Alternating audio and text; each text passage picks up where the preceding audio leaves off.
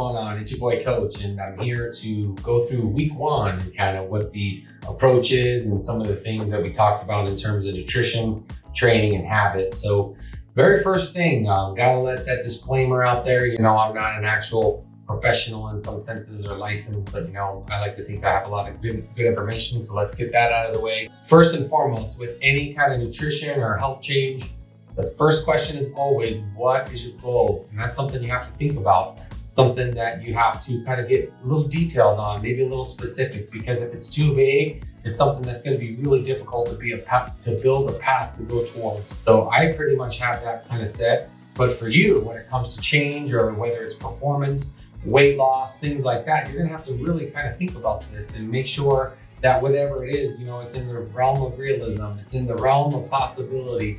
It's something that you could do, that it seems difficult, but something you kind of move towards. Make sure it's time-based, things like that.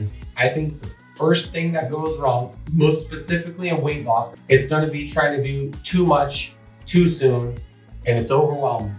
There's so much variance and difference than what they were doing before. It's really hard to sustain or start establishing new habits and routines and patterns because you're trying to change too much. And so my approach is always going to be kind of the same when it comes to changing either weight or body composition. It's going to be to do it slower. It's going to be to take a little bit longer, to make sure I'm just changing one or two things, small things per week. When it comes to my nutrition and how I change for, say, 6 weeks, is I'm not going to change a whole lot.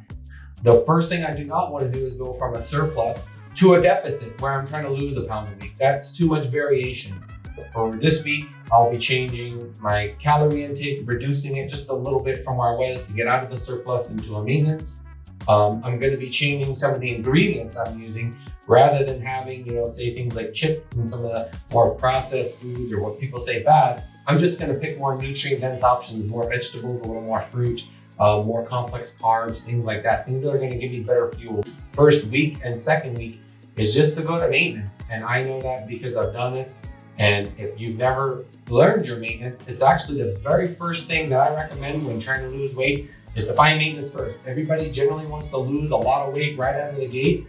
I think it's okay to just maybe that first few weeks, just track food, see what you're doing, see how many calories you're having. And if you can get that and fairly accurately, I think most people are kind of surprised with how much they're actually consuming when they're accountable and not just, leaving things out or just estimating. Now, there's a number of forms of cardio I'm going to be doing. Specifically, it's going to be jogging and running out of the gate. For workouts, like I said, I'm not going to be doing standard squats and bench presses and deadlifts and all these things you see everyone doing in the gym. There's going to be stability exercises, agility, and really burst, really quick movements. But overall, I want to do 2 full body workouts per week. It's what I've been doing for the last couple of years. That's kind of my goal, is to make sure that I don't get hurt. Recovery is huge and something that gets overlooked. There's people that can train, 6 days a week, twice a day. I'm not one of those people. I've tried it. My body cannot recover fast enough, meaning I'm able to go out the next day and perform even better than I did the day before. That's why this is only 6 weeks of going this intense. When it comes to my recovery, I have many different methods. It's what I like to do. Maybe you should try some if you've never really focused on recovery. The most important thing is that the habits you form and the routines you've made, you're able to maintain and sustain. I'm a big advocate of reducing the suffering, making sure I like what I'm doing, that most of everything I have is either a willingness to do it or some sort of fulfillingness that comes out of it. I'm not going to do something that is going to provide neither of those, because I'm not going to stick with it. It's not going to be good for the long haul.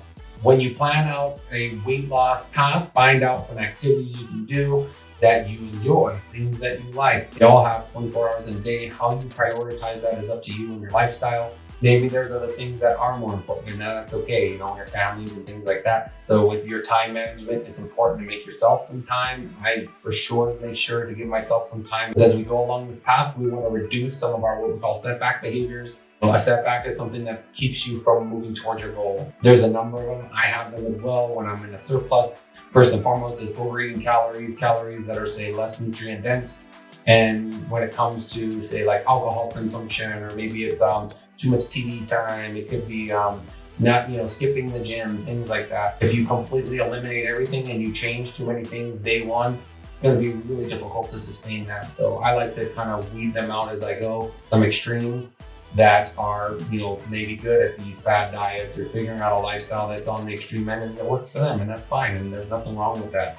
My goal is to reach those that it doesn't. And kind of last thing, that's kind of a habit, is to figure out a way to track your progress. So there's a number of ways with Calories In, which we'll get into in say maybe future videos, how to use a FitnessPal and calorie counting, but this isn't a series designed for that. Long-term fat loss and maintaining a certain body composition, I have a very different approach.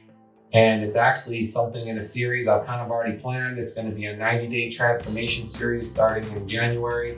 When it comes to running a calorie deficit, a long-term calorie deficit, there's some things I do that are different than in this series. So we're going to see that, wow, you know what? Making all these little small changes really slowly over a longer period of time, it really makes sense. Any job or anything we get good at, we don't get it all in one day. It takes time. And what most people don't understand is kind of the culture we're in and the way we get projected what health and fitness is it's something you can have right now. You can take this pill, you can eat this specific food, and that's going to change you in a month. You're going to lose 10 pounds. And this is just garbage. It's baloney. So the way to do it is with consistency over time, to build patterns that are going to keep you slowly moving towards that goal, whatever it is, especially if you want to stay there. Now, if you have other medical restrictions and things like that, that's something I am not versed in. Obviously, you work with a medical professional. Maybe there's somebody out there who needs to hear this, who is struggling, doesn't know where to get started, doesn't think there's a path there. You just need that little bit of push or encouragement. We're given this very complex and divinely woven body that I personally believe is incredible. It'll do so many amazing things. It's very good at, adapting to an environment. So whatever you kind of feed it tends to be the way it'll go, and whatever way you push it is the way it'll tend to go. So we all have these different needs. We're all unique. There is no one diet that fixes everything. Like really, it all just depends on who you are, what you're going through, and in the body. But it's like in our mind and our spirit, and all these other things that are who we are. So culture, there's so many different things that play into this. And at the end of the day, how do you change? Well, like I said, you have to make slow change. You have to do it over time.